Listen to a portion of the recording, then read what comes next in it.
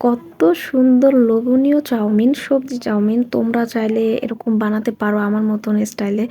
আর চাউমিনটা খেতে কিন্তু ভারী মজা লাগছে। আর তোমরা সম্পূর্ণ ভিডিওটি দেখো তাহলেই বুঝতে পারবা চাউমিনটা রান্না করা এত পরিমাণে সহজ। তারপর আমি ১ম এ কাঁচামরিচ ভালো সুন্দর করে পরিষ্কার করে কেটে রাখছি অনেক বেশি করে, একটু ঝাল, ঝাল রান্না করব। তারপর আমি পেঁয়াজ কুচি করছি অনেক বেশি। তারপর গাজর কুচি নিছি অল্প পরিমাণে, তারপর টমেটো কুচি নিছি অল্প পরিমাণে, তারপর মনে করো আলু কুচি নিতেছি খুবই অল্প পরিমাণে, কারণ এত বেশি আলু বা টমেটো, গাজর এগুলো দেওয়া যাবে না। আর আমি এখানে অল্প করে ২টা ডিম নিছি, মুরগির ডিম। এরপরে আমি চাউমিন সিদ্ধ করে ফেলছি। তো আমি বাচ্চার কারণে ভিডিওটা সম্পূর্ণ তোমাদের দিতে পারিনি। তারপর আমি পেঁয়াজ, কাঁচামরিচ সুন্দর করে একটু ভাজা, ভাজা করছি। তারপর ওখানে আমি আলু কুচি দিয়ে দিছি, লবণও দিয়ে দিছি।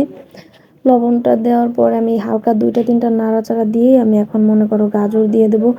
আলু আর গাজর একটু সিদ্ধ হইতে একটু টাইম লাগে, তার জন্য আমি ২টা একত্রে করে দিছি যাতে সময় অল্পতেই সিদ্ধ হয়ে যায়। আমি এখানে কোনো পানি ইউজ করব না, আমি তেলটা একটু বেশি দিছি। তেলের কারণেই ভাজি ২টা একদম সিদ্ধ হয়ে আসবে।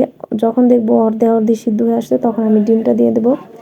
২টা ডিম ফাটিয়ে রাখছি, তো ডিম আমি দিয়ে দিছি। ডিম দেওয়ার পর আমি ভালো সুন্দর করে নাড়াচাড়া করে মিক্স করে দিতেছি, যাতে নাড়াচাড়া না করলে তো দলা পাকিয়ে আসবে, তার জন্য যদি নাড়াচাড়া করে দিই তাহলে মিক্স হয়ে যাবে, তাহলে আর দলা পাকিয়ে আসবে না। আর এটা খেতে অনেক মজাদার লাগবে। এইভাবে যদি তোমরা সবজি চাউমিন রান্না করো তাহলে কিন্তু অনেক বেশি মজা লাগবে। তারপর মনে করে আমি এভাবে মাঝে, মাঝে চাউমিন রান্না করি, আমার হাসব্যান্ড অনেক বেশি পছন্দ করে। তাই আমার কাছেও অনেক বেশি ভালো লাগে। এখানে আমি টমেটোও দিছি কিন্তু আমি তো স্কিপ করে ফেলছি। আমি টমেটোর ভিডিওটা তুলতে পারি নাই। তারপর মনে করো আমি এখন টমেটোটাও সিদ্ধ হয়ে গেছে। তারপর এখন মনে করো আমি মসলা দিয়ে দিছি।